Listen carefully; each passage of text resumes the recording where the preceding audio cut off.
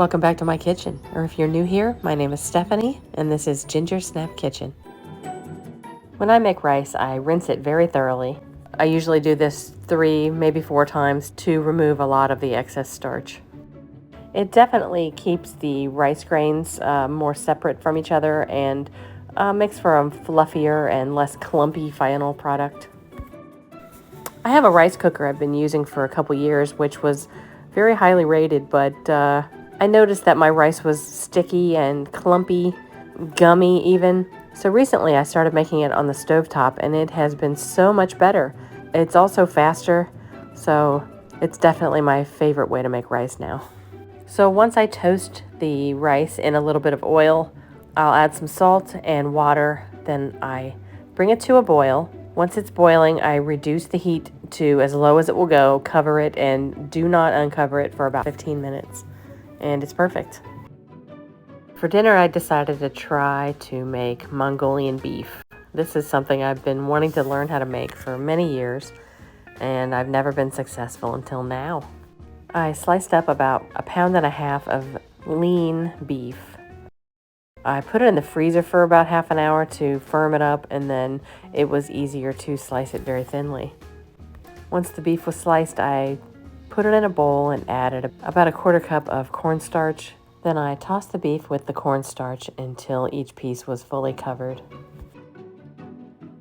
Then I added some oil to my very hot skillet and browned the pieces of beef. It doesn't take very long, so I was careful to work quickly. Another thing to be careful about is to not crowd the pan.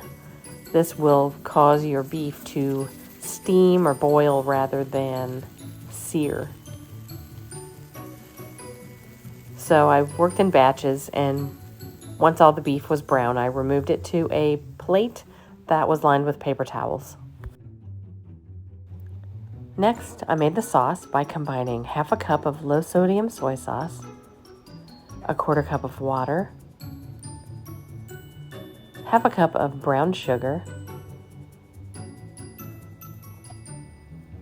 about 1/4 teaspoon of toasted sesame oil, about 3 cloves of finely minced garlic, a pinch of red pepper flakes,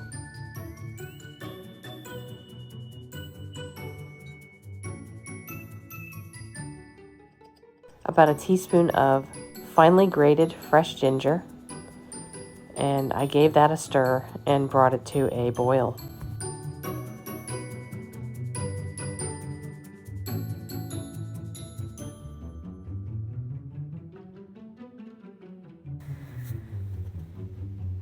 Once the sauce was boiling and it started to reduce, I returned the cooked beef to the sauce and allowed the sauce to continue to reduce and thicken for a couple of minutes.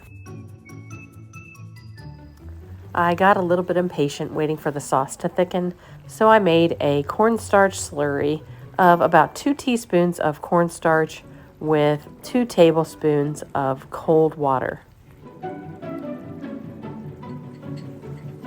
Just in case you don't know, you should never mix cornstarch with hot liquids. It will immediately gelatinize and create lots and lots of lumps. So it's always best to add it to cold water, make a little slurry, and then add the slurry to your dish. And as you can see here, it created a very nice glossy sauce for my beef. After that, I added a few chopped green onions,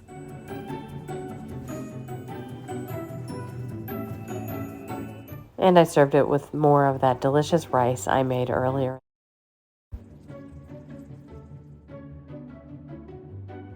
I topped it with a sprinkle of red pepper flakes and some toasted sesame seeds.